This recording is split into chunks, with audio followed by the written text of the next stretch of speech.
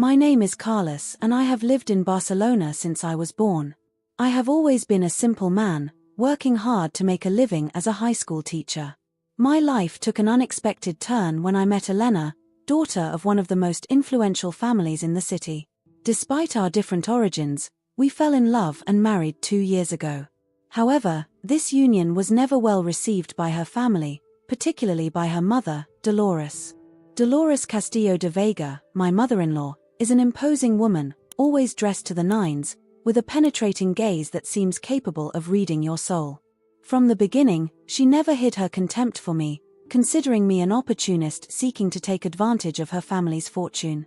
Generally, our relations were limited to cold exchanges at the rare family dinners to which I was invited. So on Tuesday morning, when my phone rang and I saw Dolores' name on the screen, my heart skipped a beat. I picked up the phone with trepidation. "Hello, Dolores," I said, trying to keep my voice steady. Carlos, her voice was cold as always, but this time there was something different.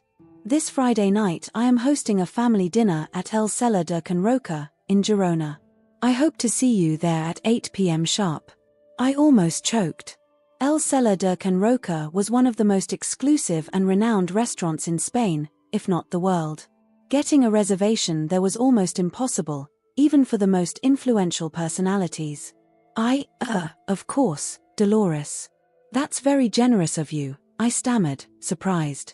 "This is not generosity, Carlos. This is a family matter. Don't be late." And with that, she hung up. I spent the rest of the day in a state of total confusion. Why was Dolores suddenly inviting me to such a prestigious dinner? Was it an attempt at reconciliation? Or was there something more sinister behind the invitation? Friday came faster than I would have liked. Elena was on a business trip abroad and could not accompany me, which added to my anxiety. I spent an hour choosing my outfit, and finally opted for my best suit, a gift from Elena for our first wedding anniversary. The trip to Girona was a whirlwind of thoughts and emotions. I tried to calm myself by listening to classical music, but not even the soft melodies of Chopin could calm my nerves. When I arrived at the restaurant, I was immediately impressed. The building, a tastefully renovated former farmhouse, exuded an aura of elegance and refinement. There were luxury cars parked out front, a testament to the status of the clients who frequented this establishment. I took a deep breath before entering. The interior was even more impressive than the exterior.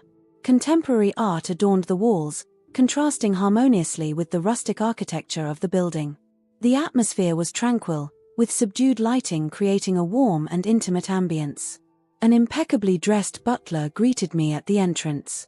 "Good evening, sir. Could you tell me your name, please?" he asked politely. "Carlos Mendoza. I'm here for the Castillo de Vega family dinner," I replied, trying to sound more confident than I really was. His eyes widened slightly at the mention of the last name, and he immediately adopted a more deferential tone. "Of course, Mr. Mendoza. The family is waiting for you. If you follow me." He led me through the restaurant, past tables where diners were enjoying what looked like culinary masterpieces rather than simple dishes. The smell wafting through the air was a heady mix of aromas I had never experienced before. Finally, we reached a private section of the restaurant. There, around a large round table, Elena's family was seated. Dolores was in the center, like a queen presiding over her court. To her right was her husband, Antonio, a successful businessman who had always been more cordial to me than his wife. Elena's brothers and sisters, their spouses, and even some cousins were present. As soon as I crossed the threshold, all eyes turned to me. I was overcome with a wave of unease.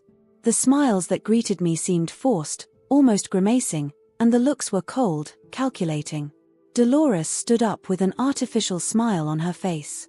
"Ah, Carlos. You've finally arrived."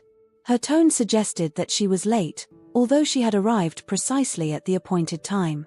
"Good evening, Dolores," I replied as I reached over to kiss her, as was customary. She stiffened when I touched her and quickly pulled away. "Good evening, Carlos," Antonio said, rising to shake my hand. His smile seemed more genuine, but his eyes betrayed some concern. "We're glad you came tonight." I greeted the rest of the family, exchanging banalities and forced smiles. The atmosphere was tense, charged with an invisible electricity that made me uncomfortable. "Carlos, why don't you sit here?" Dolores suggested, pointing to an empty chair at the opposite end of the table, away from the rest of the family. I hesitated for a moment, surprised by this arrangement. Normally, on the rare occasions when I was invited to family functions, I was seated next to Elena or at least among the other family members. This sudden isolation made me frown. "I thought I could sit here," I said, indicating a free seat between two of Elena's brothers. Dolores's face hardened. "No, Carlos. Your place is over there. We have important things to discuss as a family tonight." His words hit me like a punch in the gut. Like a family. The implication was clear. I was not one of them. Resigned, I made my way to the designated chair. As I sat down, I noticed that my silverware was different from the others. While the rest of the table was adorned with fine china and silverware, my plate was simple, almost cheap in comparison. The sommelier approached the table and presented a bottle of expensive-looking wine. He began pouring for each member of the family and stopped short when he reached me. He threw a questioning glance at Dolores, who shook her head slightly.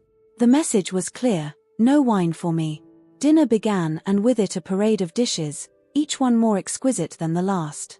From the hors d'oeuvres to the desserts, each dish was a symphony of flavors and textures. However, I was unable to fully enjoy any of them. The family's palpable hostility, sidelong glances and whispers turned what should have been an exceptional dining experience into a test of patience and endurance.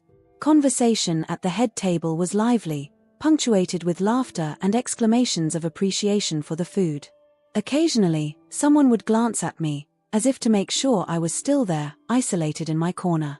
Towards the end of the meal, while dessert was being served, Dolores stood up with her wine glass in her hand. The table fell silent. "Dear family members," he began, his voice carrying across the room. "I would like to propose a toast. To our continued success, to our unity as a family, and to our ability to recognize and eliminate the undesirable elements that threaten our harmony." His eyes bore into me as he said those last words, and I felt my heart squeeze. The rest of the family raised their glasses and murmured cheers as I stood there, empty-handed and heart-shrinking. That's when it hit me. This invitation was not an attempt at reconciliation. It was a public humiliation, a way of clearly showing me that I did not belong in this world, in this family. As the dinner drew to a close and conversations became animated under the effect of the wine, I found myself contemplating my situation. How had it come to this? How had the love I shared with Elena led to so much hostility? And, most of all, what was going to happen next? As dinner drew to a close, I could feel the weight of hostile stares weighing on me. The atmosphere was heavy, charged with a palpable tension that seemed about to explode at any moment. Then Dolores stood up again, her wine glass in hand. Her piercing gaze bore into me, and I knew instantly that the worst was yet to come. "Carlos," she said in a honeyed voice that did not bode well, "why don't you join us at the head table? We have something important to discuss." With my heart pounding, I rose from my secluded chair and approached the table where the rest of the family was seated. They all looked at me, some with curiosity, others with barely concealed contempt. Dolores made a theatrical gesture with her hand, inviting me to sit in a chair that had just been added to the end of the table. I settled into it, feeling uncomfortable, sensing that I was about to be judged by a merciless family tribunal. "Carlos," Dolores began, her voice drenched in false honey, "it's been 2 years since you married our dear Elena. 2 long years during which we have observed your behavior." He paused dramatically and looked at the other family members, who were nodding in agreement. "And it must be said," he continued, in an increasingly harsh tone, "that you are nothing more than a parasite who clings to our family for your own gain." These words hit me like a punch in the stomach. I opened my mouth to protest, but Dolores raised her hand to shut me up. "No, don't say anything. We all know you only married Elena for her money and social status. A simple high school teacher like you, who has never achieved anything important in his life, could never have aspired to such a union without ulterior motives." I felt rage welling up inside me, mixed with a deep sense of injustice. "How dare you?" I finally managed to articulate. I love Elena sincerely. Money has never been a factor in our relationship. Dolores let out a cold laugh that cooled the already tense atmosphere. Oh, Carlos, you really are a good actor. But you don't fool us. Look around you. He pointed toward the fancy restaurant. All this is a world where you don't belong. A world you could never afford on your meager teaching salary. Admit it, you thought this was your chance to get out of your mediocrity, didn't you? The other family members murmured among themselves, some agreed with Dolores' words, others seemed uncomfortable with this public confrontation. Antonio, Elena's father, intervened in a calm but firm voice. Carlos, we have always had doubts about your intentions. Elena is a bright young woman with a promising future. We fear that your presence in her life will hold her back, prevent her from reaching her full potential. I couldn't believe my ears.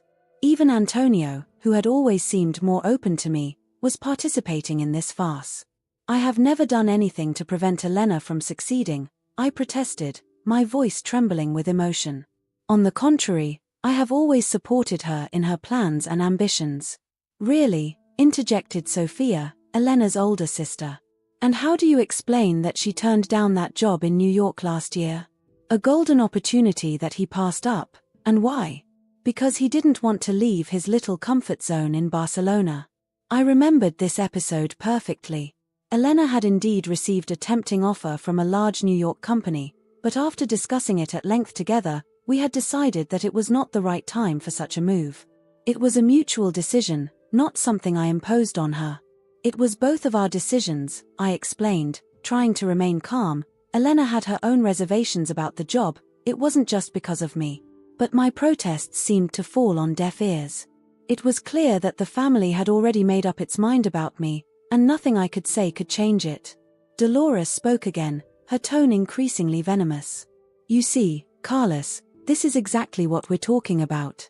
You are a bad influence on our Elena. You are dragging her down, preventing her from shining as she should. He paused and added with a wicked grin, but don't worry, we've found a solution to this problem. My heart cringed. My heart shrank. What were they planning? A forced divorce? An offer of money to get me out of Elena's life? Here's what's going to happen, Dolores continued, her voice hard as steel. You're going to stay here, at this table, while we leave. And you're going to pay the whole bill. I was speechless at this statement. The bill for such a meal, in one of the most prestigious restaurants in Spain, for a dozen people, must have been astronomical. Far beyond my means. That's absurd, I stammered. I can't pay such a sum. It's impossible. Dolores shrugged her shoulders with feigned indifference. Oh, but that's your problem, not ours. Consider it a lesson, Carlos. A lesson in what happens when you try to rise above your condition. He turned to the rest of the family. Come on, we're done here. One by one, the family members stood up, giving me mixed looks of contempt and pity. Some seemed uncomfortable with the situation, but no one dared to object to Dolores. As they were about to leave, Dolores leaned over to me and whispered in a barely audible voice, "A leech like you has no place in our family. Stay here and pay the bill. It's the least you can do after taking advantage of us for so long." And with that, they left, leaving me alone at the big table, stunned and humiliated. I stood motionless for what seemed like an eternity. The other diners in the restaurant looked at me curiously, probably wondering what could have happened to leave a man like that in the middle of a meal. The maître d' approached with a worried look on his face. "Sir, is everything all right? Your family?" "They're gone," I replied in a strangled voice.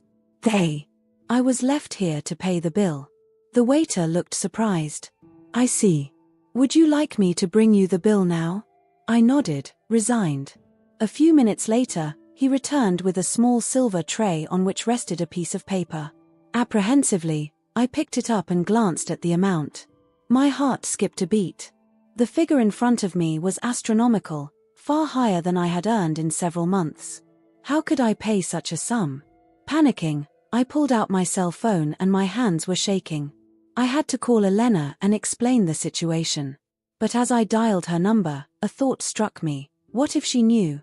What if she had approved of this cruel plan orchestrated by her mother? No, I thought. Elena would never have sanctioned such humiliation. She loved me, I was sure of it. Our love was real, no matter what her family might think. As I was frantically thinking of a solution, an idea suddenly popped into my head. A crazy and desperate idea, but one that could perhaps get me out of this nightmarish situation. I remembered my childhood friend, Javier. We had grown up together in the streets of Barcelona, sharing dreams and hopes. Life had separated us, but we had kept in touch. And Javier had succeeded, and very much so. He had become a reputable food critic working for the prestigious Michelin Guide. With trembling hands, I dialed his number. Each call seemed to take forever. Finally, I heard his familiar voice. "Javier," I said, trying to control the tremor in my voice. "I need your help. I am in a desperate situation." I quickly explained the situation: the dinner, the humiliation, the astronomical bill I couldn't pay. Javier listened in silence and then let out a long sigh. "Carlos, my friend," he said at last. "What your in-laws have done to you is unacceptable. Wait here, I'll sort it out." I was overcome with relief, mixed with a hint of apprehension. What was Javier going to do? How was I going to resolve this impossible situation? As I waited, lost in thought, I couldn't stop thinking about the events of the night. How could it have gotten so out of hand? How could Elena's family treat me with such contempt and cruelty? I felt humiliated, devastated, but also angry. Angry at Dolores and her family for their despicable behavior, but also angry at myself for allowing it to come to this. I should have confronted Dolores a long time ago. I should have. My thoughts are interrupted by the hurried arrival of the restaurant manager. He was almost running, his face pale and sweaty. Behind him I saw the maître d', with the same panicked face. What had happened? What had Javier done? The restaurant manager, a man in his 50s in an impeccable suit, stopped dead in front of my table. His face was pale and beads of sweat were beading on his forehead. He took a deep breath before addressing me in a trembling voice. "Mr. Mendoza, please accept our sincerest apologies for this misunderstanding. We deeply regret the situation." I looked at him, dumbfounded. What had happened? Just a few minutes ago, I was an outcast abandoned by my in-laws, unable to pay an astronomical bill. And now the head of the restaurant was apologizing to me. I don't understand," I stammered, still in shock from the night's events. The director looked around nervously before leaning toward me, lowering his voice. "Mr. Mendoza, we have just received a call from Mr. Javier Torres, inspector of the Michelin Guide. He has informed us of your situation." My heart leapt in my chest. Javier had acted quickly, but what could he have said to provoke such a reaction? "My status," I repeated, trying to maintain a neutral expression despite my confusion. "Yes, your status as an influential food critic," the manager muttered, as if afraid to be overheard. "We are absolutely mortified that he was treated this way in our establishment. It is not at all representative of our standards of service." I was speechless for a few seconds, suddenly realizing what Javier had done. He had used his position and influence to pass me off as an important food critic. It was a lie, of course, but it could save me from a disastrous situation. "I see," I finally said, deciding to play along. "And what do you propose to do about this unfortunate situation?" The director straightened up, looking relieved that I was willing to talk. "Of course. First of all, let me assure you that all your food will be on the house. It's the least we can do after such an inconvenience." I nodded slowly, feeling a huge weight lifted off my shoulders. The astronomical bill that had so distressed me a few minutes earlier had just disappeared. In addition, the manager continued, "We would like to offer you a special dessert, personally prepared by our Michelin-starred chef. It's a unique creation that he usually reserves for our most prestigious clients." "That's very kind of you," I replied, trying to maintain a facade of calm and professionalism despite the whirlwind of emotions that was sweeping through me. The manager gestured to the maître d', who quickly disappeared in the direction of the kitchens. A few minutes later, he returned with a magnificently presented plate. The dessert was a true work of art, a sphere of shiny dark chocolate, decorated with gold leaf, rested on a bed of red fruit crumble.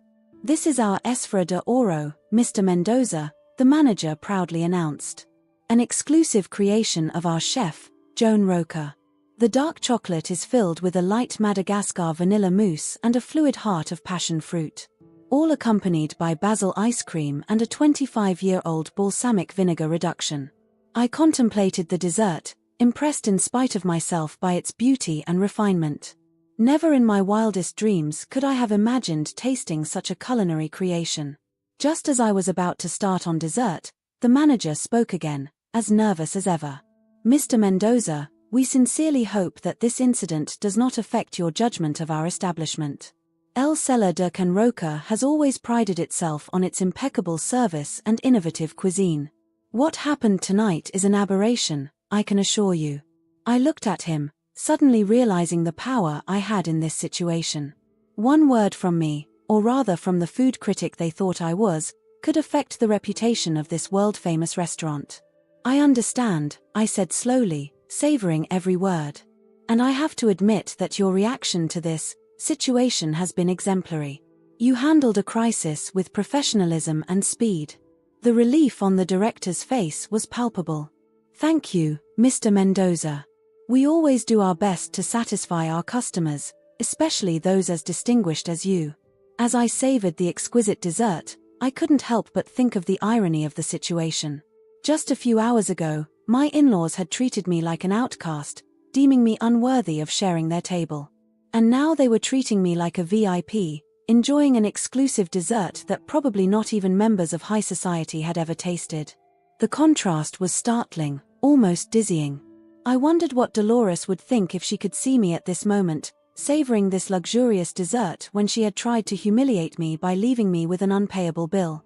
But in the midst of this satisfaction, a disturbing thought came to mind. It was all a lie.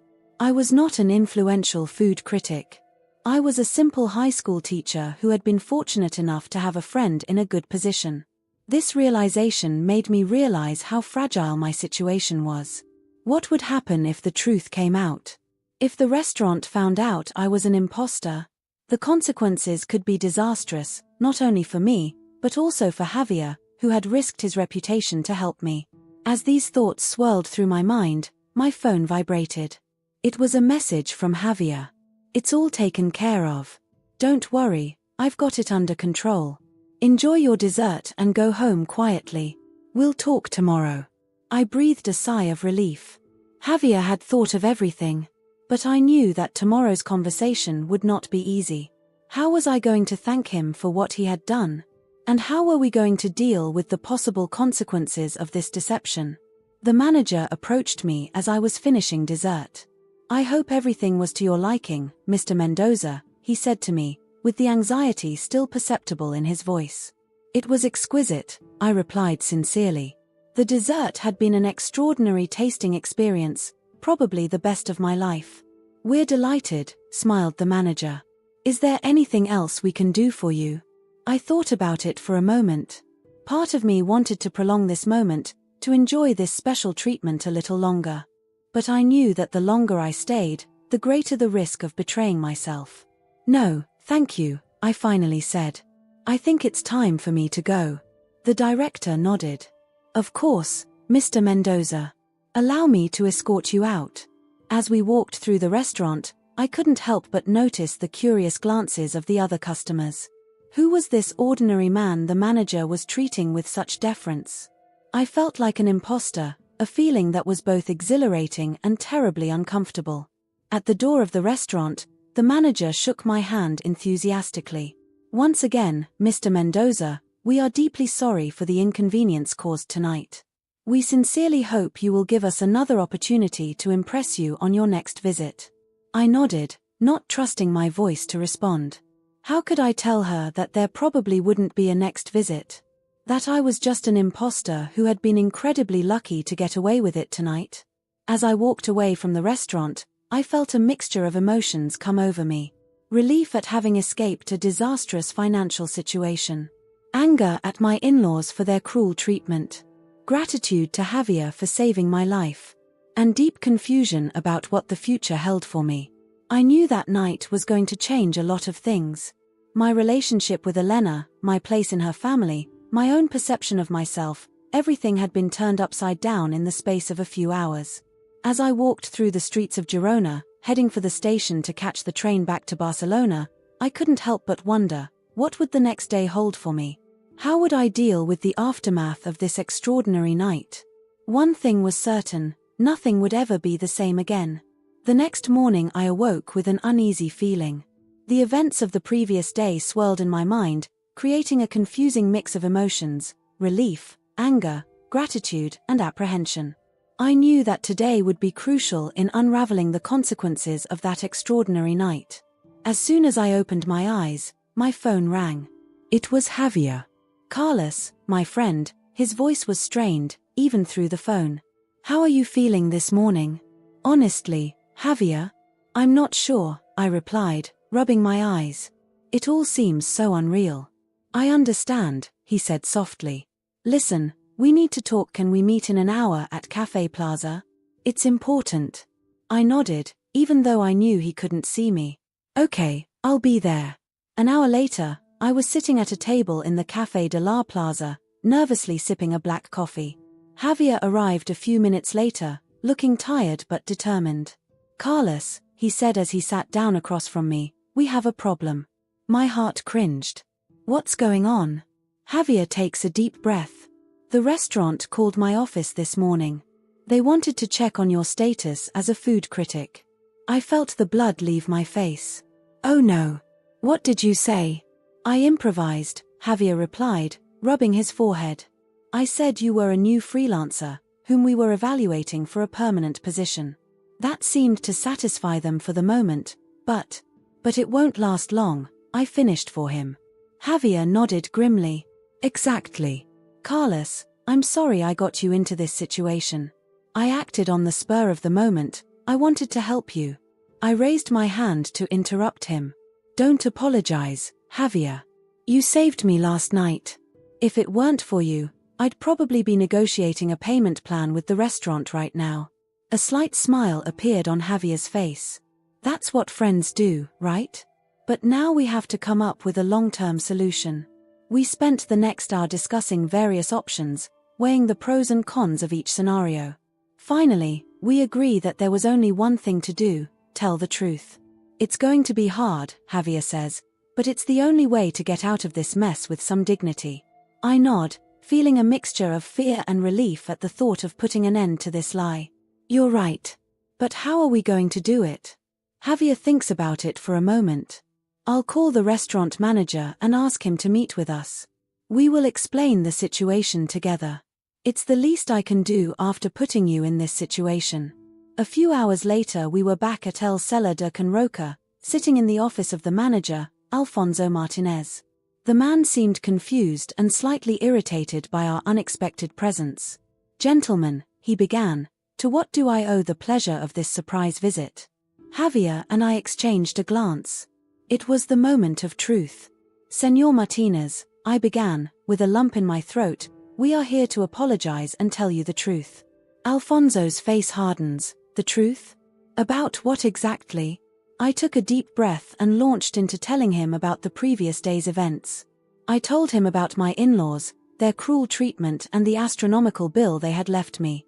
I explained how, in desperation, I had asked Javier for help, and how he had improvised the lie that I was a food critic. As I spoke, I saw Alfonso's face go from confusion to anger and then to a kind of resigned understanding. When I finished, there was a great silence in the room. Alfonso looked at each of us in turn, his eyes reflecting a complex mix of emotions. Finally, he took the floor. "I have to admit it's a rather extraordinary story. And I suppose I should be furious with you for this deception." Javier and I held our breath, waiting for the sentence. But, to our surprise, Alfonso let out a small laugh. "However, I have to admit that I am quite impressed by your honesty. You could have gone along with this lie and taken advantage of the benefits it offered you. But you chose to come and tell me the truth. That takes courage." I felt a great relief. "Thank you for your understanding, Mr. Martinez. I am very sorry for all this." Alfonso nodded. "I understand that you were in a difficult situation. What your in-laws did to you is unforgivable. However, I cannot completely ignore this deception. He turned to Javier. Mr. Torres, I hope you understand that this incident could impact your credibility as a Michelin Guide inspector. Javier nodded gravely. I am fully aware of the possible consequences of my actions, Mr. Martinez. I am willing to take full responsibility. Alfonso seemed to think about it for a moment and then sighed. Here's what we're going to do. Mr. Mendoza, you will pay the bill for last night's meal, but at the normal price, without the extras we added thinking you were a critic. Mr. Torres, I will not report this incident to the Michelin Guide, but I hope that in the future you will give a fair and impartial review of our establishment. Javier and I exchanged looks of relief. It was more than we had dared to hope for. Thank you, Mr. Martinez, I said sincerely. Your generosity is truly. But Alfonso interrupted me with a wave of his hand. Don't thank me yet, Mr. Mendoza. I have one more condition. I held my breath. Which one? An impish smile appeared on Alfonso's face. I want to meet your mother-in-law. I looked at him, dumbfounded. My mother-in-law? But why? Because, Alfonso replied, widening his smile, I think she deserves a little lesson in how to treat people with respect, whether they are rich or poor, influential or not. I couldn't help but smile back. The idea of Dolores getting a lesson in humility was too tempting to turn down. Okay, I said, I'll arrange it. A few days later I found myself at El Cellar de Can Roca again, this time accompanied by Dolores. She had reluctantly accepted the invitation, thinking it was an attempt on my part to make amends for the dinner incident. When we entered the restaurant, Alfonso was waiting for us at the entrance. His face lit up with a warm smile. Ah, Mr. Mendoza, it is a pleasure to see you again, he said, shaking my hand warmly. Then, addressing Dolores, and you must be Mrs. Castillo de Vega. It is an honor to receive you in our humble establishment. Dolores seemed surprised by this enthusiastic welcome. Thank you, she stammered. Alfonso led us to a special table in a quiet corner of the restaurant. I have prepared a special menu for you today, he announced, winking at me. As we settled in, I noticed Dolores looking around with an expression of mixed confusion and irritation. It was clear she didn't like to be caught off guard. The meal that followed was a true gastronomic experience. Each dish was an explosion of flavors and textures, presented with an elegance that bordered on the artistic. Alfonso regularly approached our table to explain each creation, paying special attention to my comments and reactions. As the meal progressed, I saw Dolores' expression change from irritation to confusion and then to a kind of reluctant admiration. Obviously, I didn't understand why I was being treated with such consideration. Finally, just as dessert was being served, Alfonso sat down at our table. I hope you enjoyed your meal, he says, looking at each of us in turn. Dolores nodded, clearly impressed in spite of herself. It was exquisite, she admitted. Alfonso smiles. I'm delighted. You know, Mrs. Castillo de Vega, we have a particular philosophy here at El Cellar de Can Roca. We believe that every customer deserves to be treated with the utmost respect, whatever their social standing or wealth. Dolores stiffened slightly, probably sensing the lesson that was coming her way. Your son-in-law, for example, Alfonso continued, is one of our most valued clients. Not because of his status or his wealth, but because of his kindness, his humility and his sincere appreciation for our work. I watched as Dolores' eyes widened in surprise. In fact, Alfonso concluded, we believe that people like Mr. Mendoza are the true wealth of our company. They remind us that the true value of a person is not measured by the thickness of his wallet, but by the kindness of his heart. Alfonso got up and left us alone. There was a great silence between Dolores and me. I could almost see the gears in her mind turning as she digested this unexpected lesson. She finally looked at me. For the first time since I met her, I saw a hint of respect in her eyes. Carlos, she said softly, I think I owe you an apology. The days following our dinner at El Cellar de Can Roca were like a whirlwind of emotions and changes. Dolores' words, Carlos, I think I owe you an apology, still echoed in my mind, like the distant echo of a change I had never thought possible. The day after our dinner, Elena returned from her business trip. I still remember her confused expression when she walked into our apartment and found me sitting on the couch, self-absorbed. "Carlos, are you okay?" she asked me, putting down her suitcase and approaching me with concern. I looked at her, not knowing where to begin. How could I explain to her the emotional roller coaster of the last few days? How could I make her understand the cruelty of her family, the betrayal she had felt, and the unexpected turn of events? "Elena," I began softly, "a lot has happened while you've been away. We need to talk." Over the next few hours, I told him everything. The disastrous dinner, the public humiliation orchestrated by her mother, my desperate appeal to Javier, the deception of the food critic, and, finally, Alfonso's lesson in humility for Dolores. As I spoke, I watched Elena's face go through a whole range of emotions: shock, anger, shame, and, finally, deep sadness. "Carlos," she finally said, with tears in her eyes, "I'm so sorry. I never imagined my family could do something so cruel." I took her hands in mine. "It's not your fault, Elena. You weren't even there." He shook his head.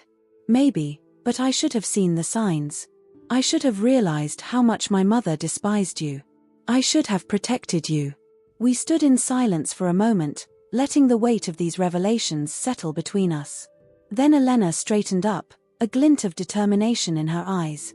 "This can't go on," she said firmly.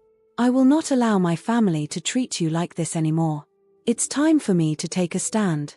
The days that followed were intense. Elena confronted her family, particularly her mother. I did not attend this conversation, but from what Elena told me, it was explosive. "How could you do this?" she screamed at her mother. "Carlos is my husband, the man I love. How could you treat him with such contempt and cruelty?" Dolores tried to justify herself, talking about protecting the family and maintaining her social status, but Elena wouldn't listen to her. "If that is your definition of family," she had told her, "then I no longer want to be part of it." These words had shocked the Castillo de Vega family.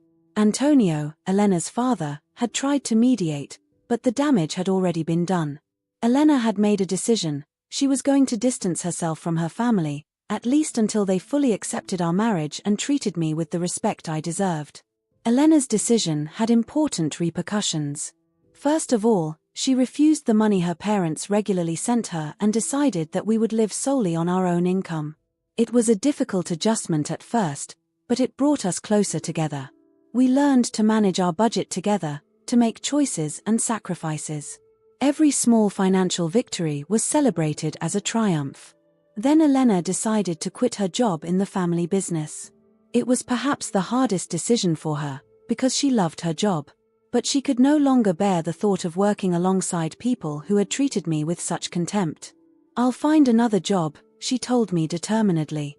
"A job where I'll be judged on my own merits, not my last name."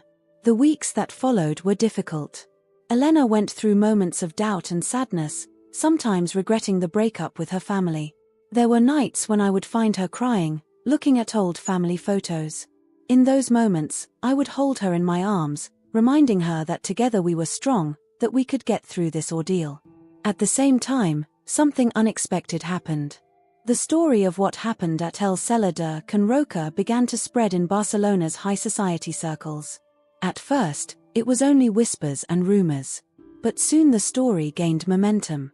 It was said that Dolores Castillo de Vega, the Grand Dame of Barcelona society, had publicly humiliated her son-in-law in one of the most prestigious restaurants in Spain.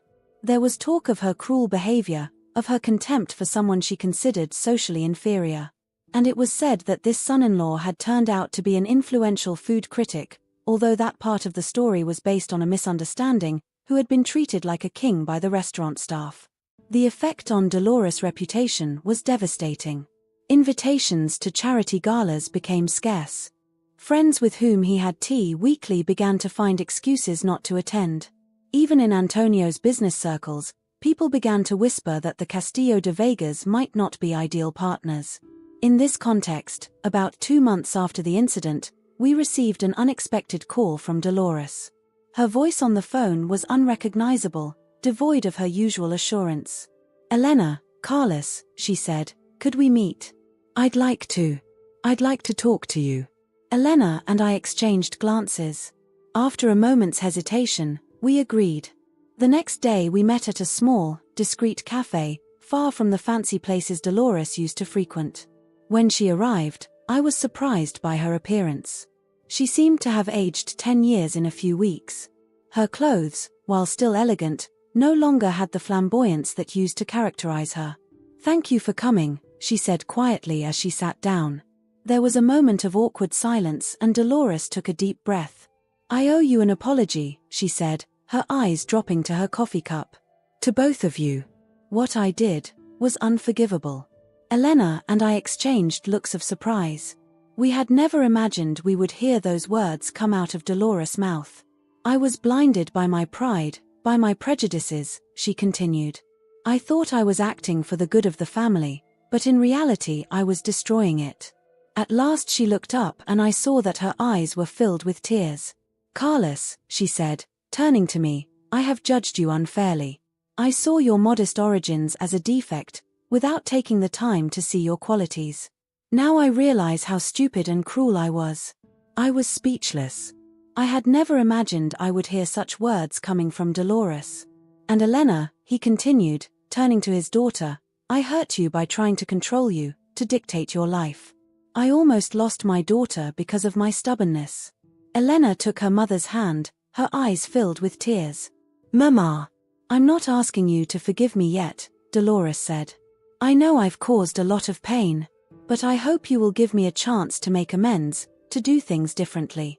That day marked the beginning of a long process of reconciliation. It was not easy. There were tense moments, old habits resurfacing, unfortunate words spoken in the heat of the moment. But little by little, things began to change. Dolores went out of her way to get to know me. She took an interest in my work as a teacher and asked me questions about my students and my teaching methods. One day she even came to one of my classes, sitting discreetly at the back of the class. At the end, she said to me with a sincerity that touched me, "Now I understand why Elena fell in love with you. You have a gift for inspiring people." For my part, I learned to see beyond Dolores' facade as a woman of the world. I discovered a complex woman, with her own insecurities and wounds. A woman who, despite her mistakes, deeply loved her daughter and wanted her to be happy. Elena found a new job in a promising startup company. She flourished in this new environment, far from the shadow of her family. Watching her self-confidence grow day by day was a constant source of pride and admiration for me. Little by little, our lives returned to normal.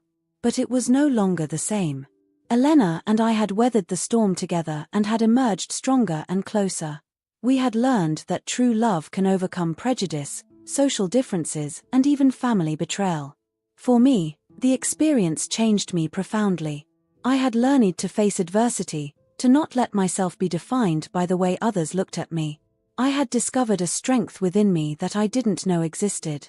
One afternoon, as Elena and I were sitting on our balcony, watching the sun set over Barcelona, she asked me, "If you could go back in time, would you change anything?" I thought about it for a moment and then shook my head. "No," I replied, "as difficult as it has been, this experience has made us stronger. It has shown us what really matters in life." Elena smiled and rested her head on my shoulder. "Love," she said softly. "Love," I confirmed, "and family. Not the one defined by blood or social status, but the one we choose to create, based on mutual respect and genuine affection." As night fell over the city, I realized that I had learned the most important lesson of my life. True wealth is not measured in euros or social status. It is measured by the relationships we build, the love we share and the strength we find to overcome difficulties together. And this wealth, I knew now, was the most precious of all.